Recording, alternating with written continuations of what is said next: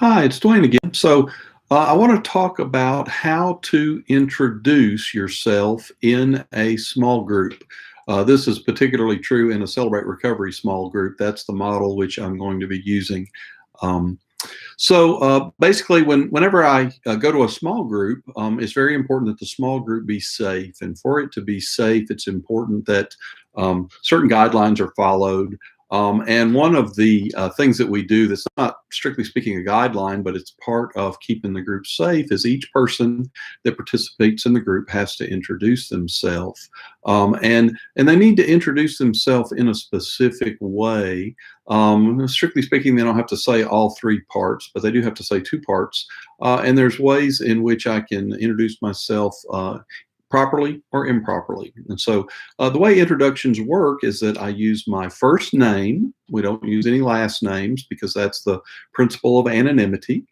And then I talk about my relationship to God, if any, in my own words. Or I might call it my spiritual condition. And then I talk about what I struggle with in my own words. Like I sit down in a group, I might introduce myself as, hi, my name is Dwayne. I'm a child of God. I struggle with sexual addiction, sexual anorexia, and codependency. Usually in the group, everybody goes, hi, Dwayne. And so that might be how I introduce myself. So there's three parts to that. I gave my first name, Dwayne. I did not give my last name because I'm preserving my anonymity. Now, I might say, I don't care if everybody knows my last name. There's still a very good reason not to use my last name. And the reason for that is to keep everybody else comfortable. So if there's five people in the group and four of the people don't use their last name, but one person does, it's almost like that person is in a different class. They're more courageous or more impressive or something. And so it's actually a way to put down the other people in the group who aren't using their last name. And so that's why whether I'm comfortable using my last name or not, I'm not going to.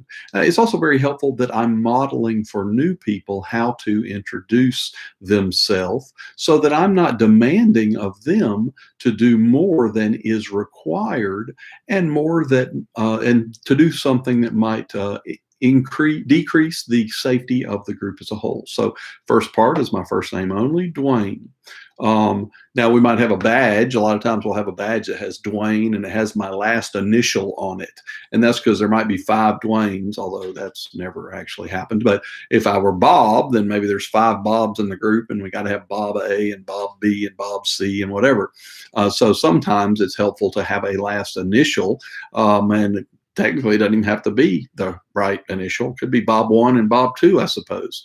So the second part is what my relationship to God is, if any, in my own words, or we might say my spiritual condition. So the way I typically introduce myself is I say, I'm a child of God. Now, so I'm a Christian. I believe in Jesus. My salvation from hell, from eternal separation from God, is to put my faith in Christ. And so that's why I call myself a child of God, because that's a different way of phrasing that. But I could have just as easily said I'm a Christian or a follower of Christ or whatever. We don't have a strict requirement that someone say it a particular way. And in fact, if I come to group at Celebrate Recovery and I'm struggling with God, I don't know what I think about God. I mean, I'm kind of thinking like God's giving me a bad deal. And so I might say, hi, my name is Dwayne. I'm struggling with God. Or maybe I'm an atheist and I come to this group just because it happens to be Celebrate Recovery, a Christ-based recovery group.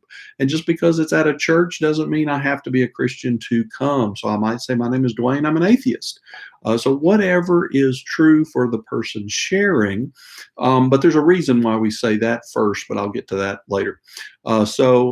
My name is Dwayne. I'm a child of God, or I'm a Christian, or I'm a believer. Maybe I come in and I say I'm a Muslim, I'm a Buddhist, I'm an atheist, I'm an agnostic. I'm confused. I don't know what I think about God. Or I could even skip this part altogether. This is the part that's not really required in order to keep the group safe. It doesn't really keep the group safer if one guy's a Buddhist and one guy's a Muslim and one guy's a Christian and one guy calls himself a child of God and one guy calls himself a Christian. That's not really a safety issue. The reason we do that is because it's an identity statement that I'll talk about in a little bit. So three parts. My name is Dwayne. I'm a child of God, and I struggle with blank. And so one of the most important parts of being in a Celebrate Recovery Open Share group is that we only allow participants, not observers. So two people come to Celebrate Recovery at our church on a Monday night, and one of them is coming to support the other. That person is allowed to come to large group, but they cannot come to small group unless they're able to own a struggle. And the reason for that is because once we're in a small group, people are going to be sharing openly about how they're doing, struggles and successes since last time they were in group. They might be sharing what brought them to group if it's their first time. It's very confidential stuff. And it's important that everyone know that everyone else is taking the same level of risk, being honest about their struggles. And so maybe on day one, I'm not really sure what my struggle is. And so that's part of the reason why a lot of Celebrate Recoveries have a newcomers group to help people figure out how to describe their struggle so they can put a name to it. And a lot of times there's flyers at a Celebrate Recovery that talk about what it's like to struggle with alcohol or drugs or sex or anger, financial difficulties, codependency, adult child of family dysfunction. One of the main reasons for those flyers is to help people who come in to be able to articulate what it is they struggle with, and also maybe be able to figure out that, oh, whoops, I struggle with like three things, but this one is the worst. And so this is the one I'm going to work on first. So in my case, I might introduce myself and say, my name is Dwayne. I'm a child of God. I struggle with sexual addiction, sexual anorexia, and codependency. Now, the truth is, I struggle with a whole bunch of things, right? So, I mean, I could sit there and I could describe everything that comes to mind and say all the things I struggle with. I struggle with sexual addiction, sexual anorexia, codependency, anger, anxiety, food, workaholism, overspending, shopaholism, binge watching TV, blah, blah, blah, blah, blah, blah, blah. I could go on and on and on and on and on. And so what we ask people to do in group is to pick two or at most three things to talk about. The reason for that is because honestly, there's a downside to trying to list all 42 of my struggles. The downsides are this. Number one, it takes a long time. And so one of the reasons we have small groups called open shares is to be able to talk about in detail how I'm doing, what I've done this last week. And so if I spend like a whole minute talking about what I struggle with, I may not have dealt with any of the issues during my time of sharing. And so it just takes a dang long time. So we like to have people limit to their 2, maybe 3 struggles at the most. And so the other thing is that it can kind of become competitive. Oh, well, Fred, he shared 17 struggles. I'm worse than Fred. I'm pretty sure I could come up with 19.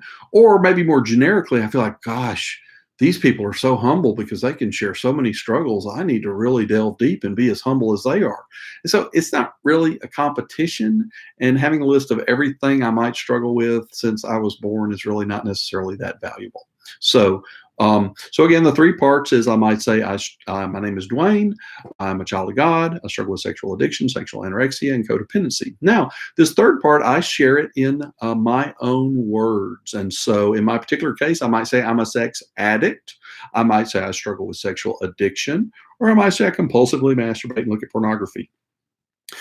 Each person can share it in the way that they want to, as long as each person shares a struggle so that everybody in the group feels safe, knowing that they are there to work on themselves, not just to observe or to fix other people. So the required parts are, number 1, my name, first name only, Dwayne. My struggle with sexual addiction, sexual anorexia, and codependency. Or maybe I come in, I just struggle with one thing. I struggle with alcohol, or I struggle with anxiety, or whatever it is. So those 2 are required because we have to be able to know what to call each other. And we also have to know that everybody in the group is there with a struggle, not just as an observer. If somebody doesn't want to share something about their spiritual point of view or condition, their relationship to God, that is their choice. We're not going to require them to do that. Now, the reason we do it in this order is because a lot of times how I introduce myself represents how what I believe about myself. And so if I come in and what I do is I share, my name is Dwayne and I'm a sex addict, and that's it, um, I might believe that that's my identity. That's who I am. And we really want people to understand that God is bigger than that. And so, really, my relationship with God is what defines me if I have entered into a faith relationship with Him through Jesus Christ. And so, what we try to do is encourage people to say their identity in Christ, their spiritual condition before their struggle, as just a simple reminder that who I am is my relationship with God, not what I do. And so that's the reason we do it in this order, and that's why we have the three parts. So I think that's all I have to say about introductions. And hope that makes sense. Hope that's helpful. Hope you have a great day and talk to you soon. Bye.